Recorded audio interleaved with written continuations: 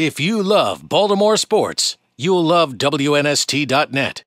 43, and we have Joe Montana. Look, I'm going to say this is just a legend, you know? I'll say it. Say it. And I'm going to get yelled at by the people in Baltimore. The greatest quarterback of all time. You're about to say that. No question. You going to argue that, Montana, or are you thinking Unitas? Who would you pick? Now, you're on in Baltimore. Why? Why not go with yourself?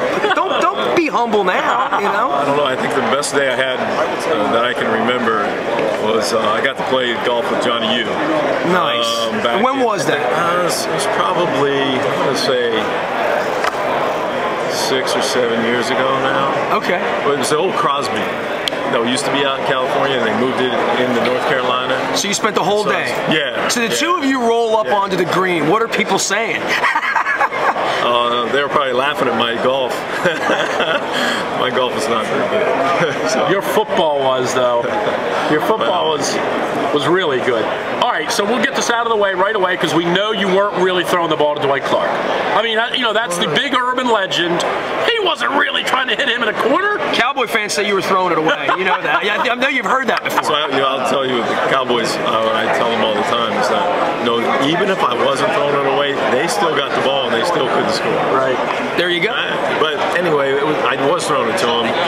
The unfortunate thing is that, I mean, it was kind of weird, the whole play, because we never throw the ball to him. He's usually our second receiver, and he comes in and sets a little, well, screens are illegal, right? So he cleared out the traffic. Cleared out the traffic for the inside receiver, and you just throw the ball to him. And we actually scored on the play earlier in the game.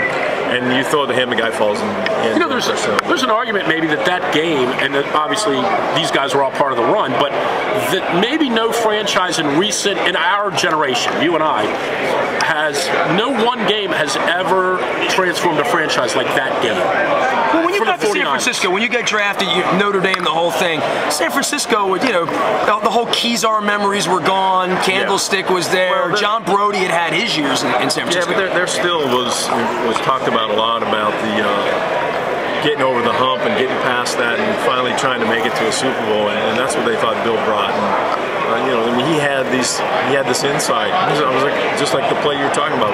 He made us practice that play in spring, in summer camp, and both Dwight and I thought he was crazy.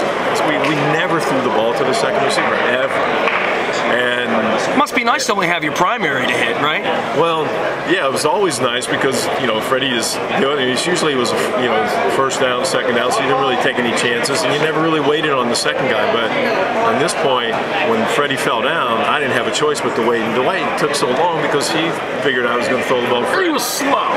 Yeah, well, he looked slow, but he actually was pretty fast. But he just didn't. He took his time coming back. That's what he's supposed to do: get in the back of the end zone and slide. By the way, we've seen that throw about 50 times this week because it keeps rolling. How many times have you watched that throw? More than you could possibly imagine. Yeah. I mean, everywhere you go, like if I'm doing a speech, what do they play? They play. Right.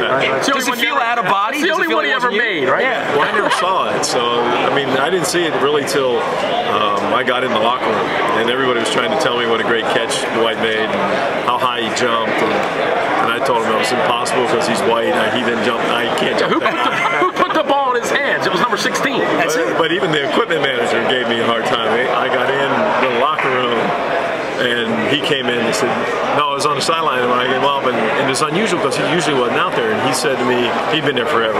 He goes, boy, your buddy saved your ass that time. I said, what do you mean? He made your ass. He didn't save it. He launched you. Out of the stadium. I go, come on, Chico, he can't jump. He's white. I guess if it was one of those crazy TV shows where what if the ball bounces off his hands and things change, you know? Well, Bill had already had another play called, and the other what if was that play would have never happened had I not thrown the ball 3 feet over Freddie Solomon's head the play before, wide open. He would have scored a touchdown. That play would have never happened. If you love Baltimore sports, you'll love WNST.net.